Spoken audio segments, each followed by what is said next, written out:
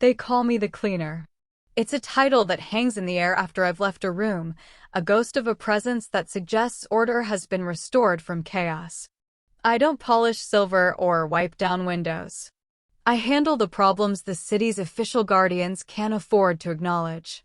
The kind of messes that, if they ever saw the light of day, would shatter the fragile illusion of order they work so hard to maintain. My name is Allison, though it rarely leaves anyone's lips. To the handful of people who know I exist, I am simply Allie. At 26, I have spent more years feeling like a ghost in my own body than I have feeling solid, real. There's a current that lives just under my skin, a low, constant hum of something alive and dangerous. A storm I've never been allowed to let break. My father made sure of that. He was my anchor and my warden, keeping me tethered so close I sometimes forgot where he ended and I began. Every job, every move I made, was under his watchful eye, his constant, controlling presence. I've pleaded with him, my voice cracking with a frustration I could barely contain, to tell me why my hands sometimes shimmer with a faint, impossible cerulean light when my temper flares. To explain how I can feel the sharp, metallic taste of impending danger on my tongue seconds before it arrives. His answer was a fortress wall, always the same. When you're ready, Allison. When you're ready. I have been ready my entire life. Tonight's task is straightforward. Councilman Barrett, a man with a politician's smile and a serpent's heart, has been lining his pockets with money from the Kozlov syndicate.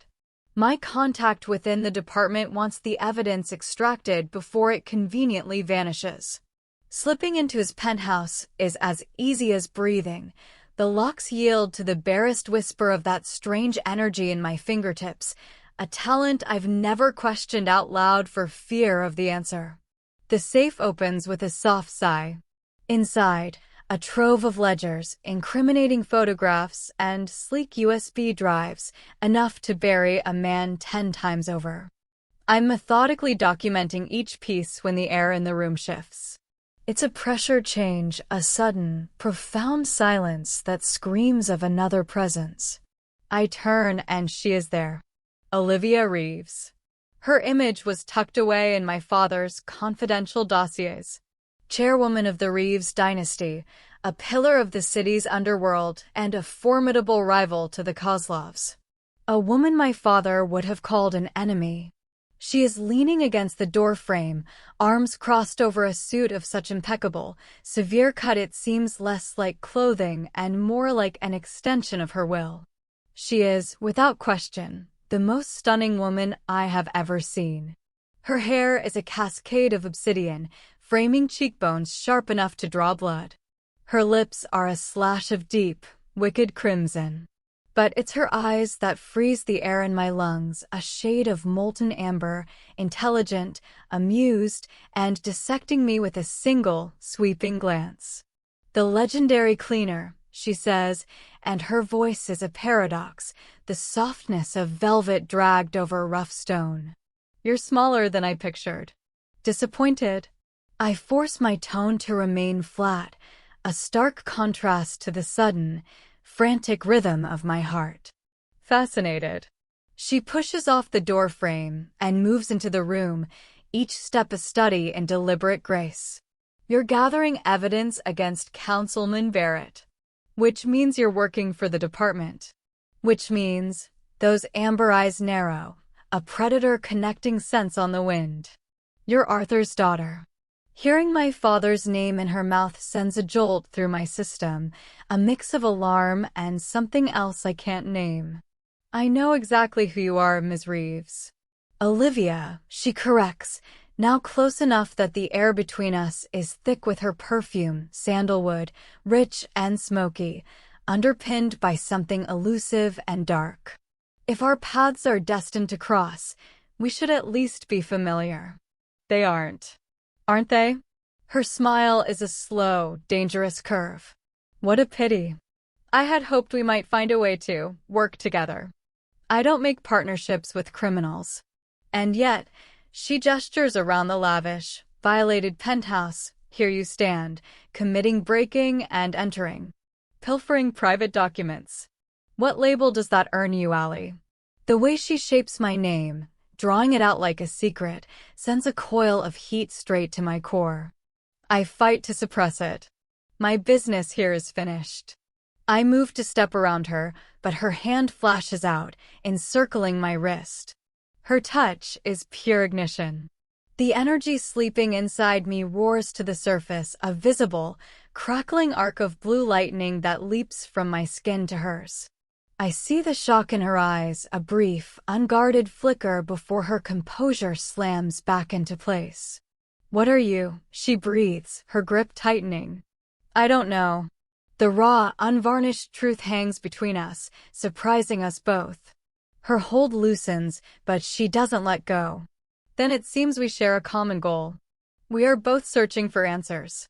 She releases me, and I flee into the waiting night, the ghost of her touch, and the memory of her amber eyes chasing me all the way back to a home that has never felt like one. 3 days later, my father is murdered.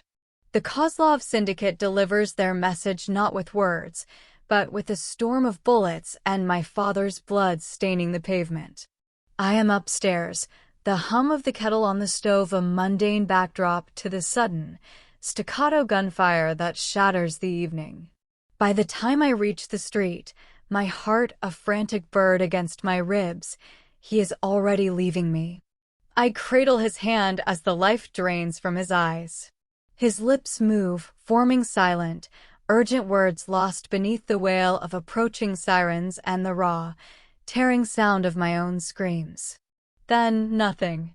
They say revenge is a poison you prepare for another, but end up drinking yourself. I find the analogy lacking. Poison implies a slow, creeping end. What I feel is a conflagration. I want to hold the Kozlovs in the heart of that fire until there is nothing left of them but ash. But I am utterly alone. No father. No support from the department. They severed the connection the moment his heart stopped, terrified of what I might become without his guiding hand, without his leash. No answers about the power singing a war chant in my veins. For 2 weeks, I become a phantom in our apartment, surrounded by the artifacts of his life. I tear through his files, a desperate archaeologist of my own cursed history. Dossiers on the Kozlovs, on the other families, on me. Medical reports from my childhood, cold and clinical. Notes on Subject A on energy manipulation, on containment protocols. The realization hits me hard. He wasn't protecting me. He was containing me. The rage that follows is a living thing. It erupts from me in a torrent of uncontrolled power. Light, blinding and white-hot, pours from my hands, searing the walls, exploding the windows. I am a supernova of grief and fury, sobbing, screaming, burning, completely untethered. The sound of my phone is a lifeline thrown into the maelstrom. Allie. Her voice. Olivia's voice. I heard about your father. You have my condolences. How did you get this number? Knowledge is my currency. A deliberate pause, heavy with intent. And I invest in those who have been grievously wronged. The Kozlovs stole something precious from you. Allow me to provide you with the means to reclaim it. Why would you extend such an offer? Because a shared adversary is a powerful foundation. Because I believe your talents are wasted serving the incompetent. Because, her tone shifts, dropping into something intimate, confidential. I have been unable to forget the way you looked at me in that penthouse. A look that was equal parts defiance and desire. My breath lodges in my throat. Come to the Meridian Hotel. The penthouse suite. Tomorrow evening, 8 o'clock. I will show you what I can offer. The line goes dead before I can form a refusal. Every instinct screams at me to run, to vanish into some anonymous corner of the world far from this city and its endless cycle of violence. Yet, the next evening finds me standing before my closet, my hands trembling as I decide what to wear for a meeting with a queen of the underworld. I choose black. It is the color of my profession, of my grief, and now, perhaps, of my future. The penthouse at the Meridian is a temple to opulence, a stark contrast to the brutal, functional spaces of my life. Floor-to-ceiling windows frame the city like a jeweler's display, all glittering facets and deep, hidden flaws. Olivia stands at a bar of polished obsidian, pouring 2 glasses of blood-dark wine. She is wearing emerald silk tonight, a dress that follows the landscape of her body like water. My mouth feels stuffed with cotton. You came. Satisfaction colors her words. You were certain I would. I held on to hope. She offers me a glass. To new beginnings. I leave the glass hanging in the air between us. What is it you want from me? Directness. I admire that. She begins a slow orbit around me, a shark assessing its prey. The Kozlovs are expanding their territory. Their ambition is to control the entire eastern seaboard, and my organization is the primary obstacle in their path. A war is inevitable, Allie. I require soldiers. Extraordinary ones. Then hire mercenaries. Mercenaries do not possess gifts like yours. She halts in front of me, so near I can feel the warmth radiating from her skin. I have observed you for some time. The fluidity of your movement, the impossible things you can do, you are remarkable. You have no idea what I am capable of. I don't even know. Then permit me to help you discover it. Her fingers rise, brushing my cheek with a touch so light it feels like a thought. Allow me to provide you with resources, training, answers. Everything your father withheld. In return, you help me dismantle the Kozlov Empire. Vengeance for your father. Security for my family. A mutually beneficial arrangement. It would mean working for a criminal. It would mean working with me. Her thumb traces the line of my lower lip, and the heat that flares within me is different this time, a slow, deep burn. There is a significant distinction. I should step away. I should walk out the door and never look back. Instead, I find myself leaning into the warmth of her hand. What happens after the Kozlovs are gone? Whatever you desire. You will have your answers, your autonomy. You could remain at my side. You could walk away. I would not hinder you. Her gaze carries a weight, searching the depths of my own. But something tells me you might wish to stay. You don't know the first thing about me. I know enough. She sets her wine glass down with a definitive click. I know the shape of your loneliness. I know you have spent a lifetime under someone else's control. And I know that when I touched your wrist, you felt the same current I did, that undeniable, electric connection. That was just my ability manifesting. Are you certain? She leans in, her lips a hair's breadth from mine. Her scent envelopes me. Tell me to stop, and I will. Tell me you feel nothing, and the subject will be closed forever. But I cannot form the words. Because I feel everything, a yawning, desperate need, a hunger to be truly seen by someone who does not flinch from what I am. So I close the infinitesimal distance and kiss her. It is a detonation. Her mouth is both soft and demanding, her hands tangling in my hair to pull me closer.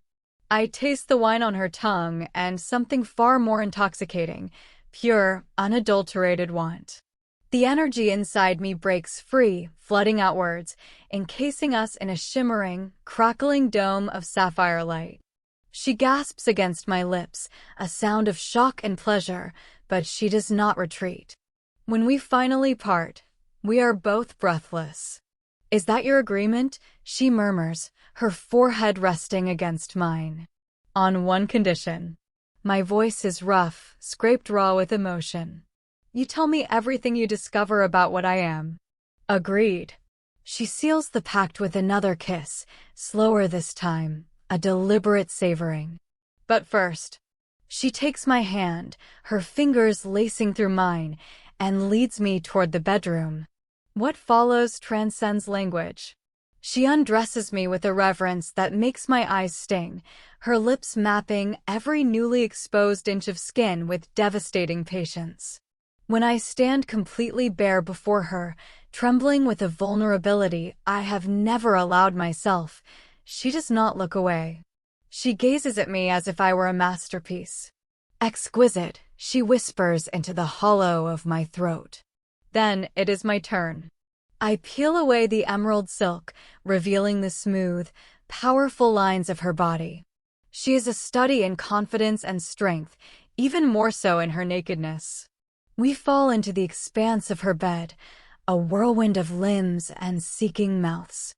Her lips find the pulse point in my neck, the delicate architecture of my collarbones, the sensitive curve of my breast. I arch into her touch, the energy building again, a feedback loop of pleasure and power that makes the lamps flicker wildly. She notices, and I feel her smile against my damp skin. Don't restrain yourself, she breathes. I want every part of you. So I surrender. I let the current flow through me as her fingers find the slick, aching heat between my thighs, as her tongue traces patterns that erase my name, my past, my pain. The room ignites with light, shifting from blue to white to impossible, incandescent colors. I cry out, my body convulsing as pleasure shatters me, wave after relentless wave. Then I return the favor.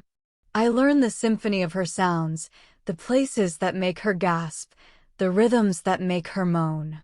She tastes of salt and secrets, and I am lost to her from that moment. When she comes apart beneath my mouth, her back bowing, my name a broken prayer on her lips, I feel a sense of power my father never could have imagined, the power to give, to worship, to connect. After, we lie entwined, skin slick, breaths mingling. Stay the night, she says, her voice thick with sleep and satisfaction. All right. We do not sleep much. The following morning, Olivia is true to her word. She leads me to a private, state-of-the-art facility concealed beneath one of her warehouses. It is a fortress, reinforced walls, sophisticated monitoring systems, training apparatuses designed to withstand forces I had only previously guessed at. This is where you will learn mastery, she explains, her demeanor all focused intensity, despite the memory of her mouth on my body. I've assembled a team of specialists. Combat instructors, experts in energetic fields, a theoretical physicist. You're not taking any of this lightly. I am not taking you lightly. She cups my face, her kiss a soft, lingering promise. Now, show me. The training is relentless. The specialists identify my ability as biokinetic energy manipulation, the capacity to generate, absorb, and direct kinetic and thermal energy through my own biological framework. It is, they inform me, exceptionally rare. A 1 in 10 million anomaly. My father's files finally make a terrible kind of sense. He wasn't trying to protect me from the world. He was trying to protect the world from the weapon he helped create. Olivia, however, sees not a weapon, but potential. The days are a grueling cycle of physical and mental exertion. I learned to conjure shields of shimmering force, to channel focus blasts that can melt through steel plating, to sense the unique bioelectric signatures of living beings. My control becomes a honed blade.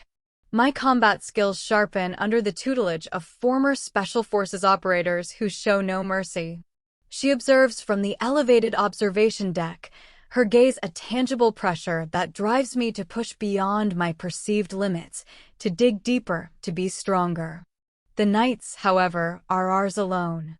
In the quiet dark of her penthouse, she unveils the intricate tapestry of her world, the unspoken codes, the complex hierarchies, the delicate, bloody balance between the families. The Reeves organization defies my expectations. While their enterprises operate outside the law, Olivia administers her territory with the precision of a CEO. Protection rackets are reframed as community security, laundered money funds schools and clinics. She is merciless with her rivals, but fiercely loyal to those under her care. The law and justice are not always synonymous, she tells me one night, her fingers tracing idle, electric patterns down my bare spine. Sometimes, true justice requires operating in the shadows, your hands stained so others can remain clean. I am beginning, against all my conditioning, to believe her. After 2 months, I am transformed. My body is stronger, my mind clearer. The constant hum of energy is no longer a threat, it is an extension of my will. I am, for the first time, free. And I am, irrevocably and completely, in love with her. It did not happen in a single moment, but in 1,000. In the way she listens, truly listens, when I speak of my father, offering no judgment, only understanding. In the way she pushes me to my breaking point in the training facility only to hold me with infinite tenderness afterward. In the way her eyes find mine across a room crowded with her hardened lieutenants, a private, smoldering look that speaks of the night to come. I do not confess it. Not yet. This arrangement between us is transactional. I remind the fragile part of my heart. A business arrangement. When the Kozlovs fall, my dad is paid. I could walk away. I should walk away. But the truth is, I have no desire to. 3 months after my world collapsed, we make our first major move. Intelligence pinpoints a significant Kozlov shipment moving through the port, a cache of advanced weapons and enough untraceable currency to finance their war for years. Olivia orchestrates a raid. I am to lead the assault. Her senior commanders voice their objections. I am an unknown variable, a risk. She silences them with a single, glacial look. Allie is prepared, she states, her faith an unshakable bedrock. On the night of the operation, she helps me into my tactical gear, customized to handle my unique energy output. Her hands are steady as she checks each fastening, each weapon. Mine tremble slightly. Anxious, she asks. Petrified. Good. Fear will keep you alive. She kisses me, a slow, deep claiming that steals the air from my lungs. Return to me. Without fail. The dockyard is a scene of orchestrated pandemonium. The Kozlovs have more guards, better firepower than anticipated. The night erupts in a fireworks display of muzzle flashes and concussive blasts. I move through the chaos, a conduit of raw power. Energy shields blossom around me, deflecting bullets. Focused blasts of force slam into adversaries before they can take aim. It is both terrifying and exhilarating. Then I see him, Viktor Kozlov, the architect of my father's murder. He is scrambling toward an armored car, a phalanx of bodyguards forming a living shield. A red haze descends. I draw upon the deepest well of my power, channeling it into a single, cataclysmic surge. The armored vehicle erupts in a fireball. Viktor is thrown to the ground. I am on him before the shockwave has fully dissipated, my hands locking around his throat, raw energy searing into his flesh. Do you know who I am? I snarl. Recognition dawns in his terror-glazed eyes. Arthur's girl, he chokes out, his face turning purple. That's right. And you are going to tell me why you ordered his death. He laughs, a wet, gurgling sound, blood speckling his lips. He was getting too close to the truth. What truth?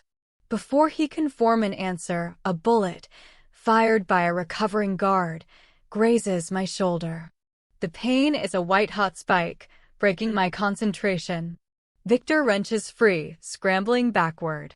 Every cell in my body screams to pursue him, to end it.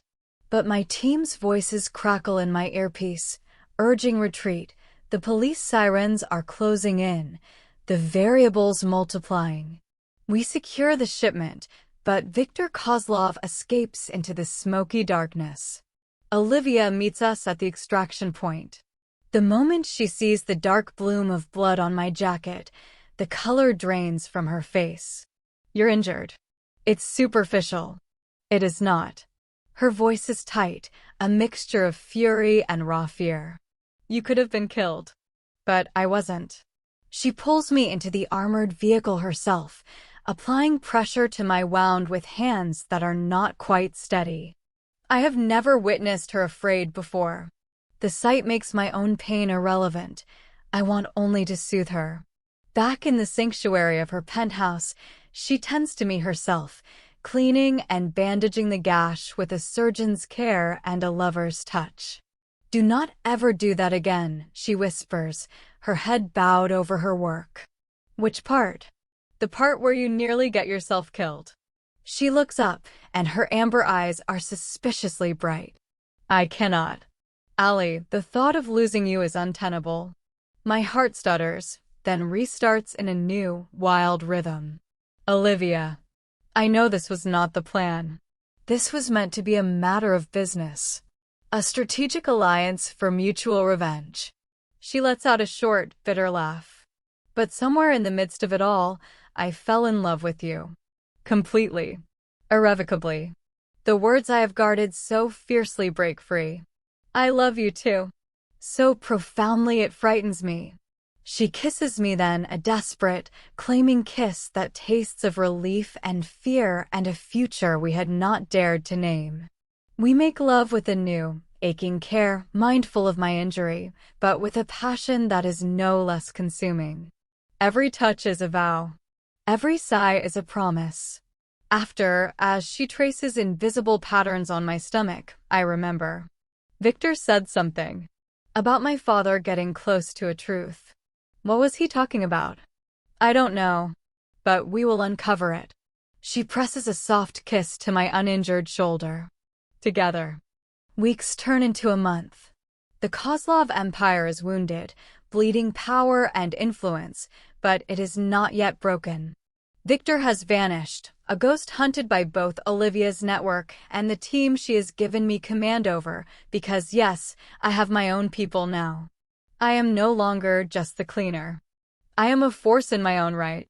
But Victor's dying words fester in my mind. What truth was my father pursuing? I delve back into his files, but this time with the full might of Olivia's intelligence apparatus behind me. We unearth scattered references to a black-budget initiative dubbed Project Meridian, a name that now feels like a private joke between us.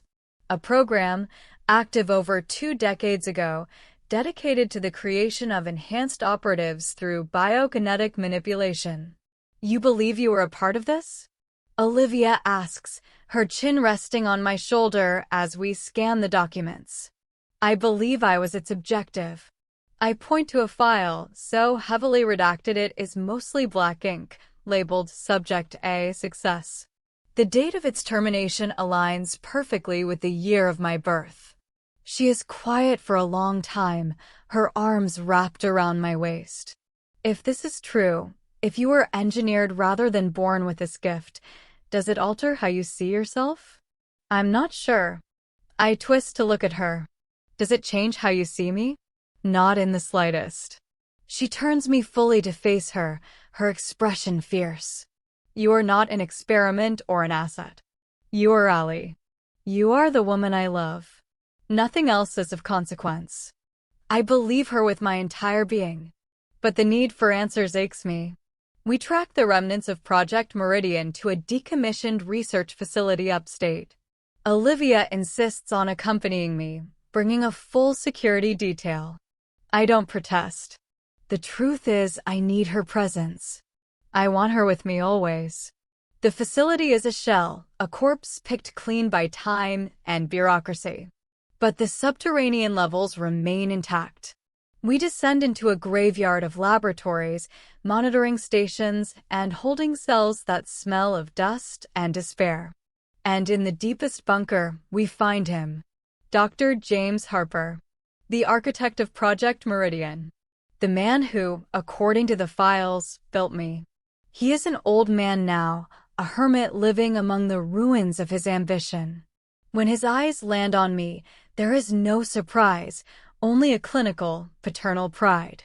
"Allison, you have matured into your capacities magnificently." What am I? The question echoes in the cavernous, sterile space.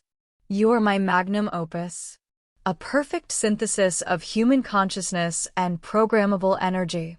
Your father was one of my brightest researchers. When the project was ordered terminated, he took you. He raised you as his own, attempting to suppress your development, to keep you hidden. Why would he do that? Because he feared what the government would do if they rediscovered you. His fear was justified. Harper gestures to the decaying facility around us. When certain factions learned of our success, they moved to erase all evidence. Your father saved you from being erased along with it. Olivia's hand finds mine, a warm, solid anchor in the chilling past. The Kozlovs, I say, piecing it together. They found out about me. Indeed. Your father began making inquiries, searching for me, hoping for more information to help you control your abilities. The Kozlovs have deep contacts in the intelligence underworld. They realized what you represented. They murdered him as a warning to Olivia, to anyone who might seek to wield you. I am not a thing to be wielded. No, Olivia states, her voice ironclad. You are not. Harper shakes his head, a scientist disappointed by his subject's inability to grasp its own function. You are the most potent living instrument on the planet, my dear. That is precisely why so many wish to possess you. No one possesses me. Not ever again. I let raw power dance and crackle around my clenched fists, the light casting sharp, menacing shadows across his aged face. Tell me where to find Viktor Kozlov. I have no. Tell me, or I will reduce this entire complex, and you with it, to molten slag. He tells me. Viktor has fortified himself in a mountain compound, a fortress guarded by his most loyal and desperate remnants. It is a citadel built for a last stand. Olivia mobilizes her entire organization. This is no longer a raid. It is in declaration of war. Every soldier, every resource is committed. The other families, who have watched from the sidelines, now hold their breath, waiting to see which Titan will fall. The night before the assault, we lie together in the profound quiet of her bedroom, the city's lights a distant, indifferent galaxy below. When this is over, she says, her voice barely a whisper in the dark, what is it you want? What do you mean? This began with a quest for vengeance. You have uncovered the secrets of your origin. Once Viktor is gone, you will have achieved everything you originally sought from me. She turns onto her side, her gaze serious. Do you stay? Or do you leave? Is it your wish for me to stay? It is the deepest desire of my heart. Her voice fractures on the admission. But I will not be another chain that binds you. You have lived a lifetime in a cage. If your spirit requires the open sky more than it requires me, I will learn to bear it. I kiss her, a soft, lingering communication of everything words could never hold. You are my freedom. Can't you see that? With you, I am more truly myself than I have ever been. You do not seek to diminish what I am, you inspire me to become more. I press my forehead to hers, breathing her in. I am not leaving. Not tonight. Not ever. Give me your word. I swear it. After tomorrow, no more running. No more vengeance. Just you and I, building something new. Just us, she echoes, sealing the promise. We make love with a poignant, desperate intensity, as if it is both the final time and the first of the rest of our lives. Every caress is reverence. Every kiss is a covenant. When she cries out, my name is a symphony on her lips, a sound that contains every hope we have dared to nurture. The assault on the mountain compound is a symphony of violence. We strike at the first hint of dawn, when the world is painted in weak, gray light and shadows are long. My team breaches the east perimeter as Olivia's main force hammers the western gates. The mountainside trembles with the percussion of gunfire and explosions. I am a storm given form. Energy radiates from me in visible waves, protective domes for my allies, concussive blasts that shred fortifications and flesh alike. For the first time, I am everything Harper designed me to be, but I am wielding this power for my own purpose, for my own definition of justice. Victor is barricaded in the central lodge. I tear through his final defenders as if they are made of parchment. When I finally confront him, he stands alone, a pistol gripped in his hand. "You took everything from me," I tell him, my voice eerily calm. "My father. My chance at a normal life. My peace. He took more from me." Victor's face is a mask of hatred and ruin. "Your father knew what you were from the start. He helped design you. Then he stole you, sabotaged the project, destroyed decades of work and investment. Of course, I had him executed. He deserved a far more painful end. He was trying to give me a life. He was trying to control a resource. We are not so different, Allison. I merely wished to complete the work he abandoned, to forge you into the ultimate instrument you were always meant to be." "I am not an instrument." "Then what are you?" The question hangs in the air, thick with gunsmoke and the metallic scent of blood. A month ago, it would have shattered me. Now, the answer rises from a place of newfound certainty. I am a woman who chooses her own destiny. I am someone who loves and is loved in return. I am free. A childish fantasy. He raises his gun. But I am a conduit of pure energy. My power erupts from me, a concentrated sun of devastating force. Viktor Kozlov is vaporized before the sound of the blast finishes echoing through the room. It is finished.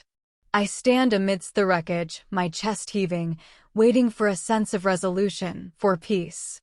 But there is only a hollow silence. My father is still gone. The years of deception are still lost. Victor's death cannot restore what was taken. What fills the void is Olivia. She finds me amidst the carnage, her tailored suit smeared with grime and blood, a smudge of ash on her perfect cheekbone. She is alive. She walks into my space and gathers me into her arms, and the emptiness inside me is suddenly, overwhelmingly, filled with her. "Is it done?" she asks, her voice muffled against my neck. "It's done." "Then take me home." Home. The word once meant a silent apartment full of lies and loss. Now it has a new definition. It is the woman holding me, the future in her eyes. We leave the compound to burn behind us, a funeral pyre for the past. 6 months drift by, gentle and transformative. The Kozlov Empire has been dissolved, its pieces absorbed or scattered to the winds. The other ruling families now regard Olivia's consolidated power with a healthy respect, and by extension, they acknowledge the woman standing at her side. We have forged a new paradigm, a collaboration between the shadow world and the light, using my abilities and her vast resources to enact a form of justice the system could never achieve. I still accept contracts, but they are of my own choosing. We dismantle human trafficking rings. We offer sanctuary to those the law has failed. It is not a perfect solution, but it is ours. It is righteous. Most importantly, it is ours. Tonight, the penthouse at the Meridian is filled with light and music. Olivia is hosting a celebration, a nod to the place where our story truly began. The room is a sea of allies and trusted friends, but my attention has a single unwavering focus. She finds me on the balcony, the cool night air a welcome respite from the warmth of the crowd.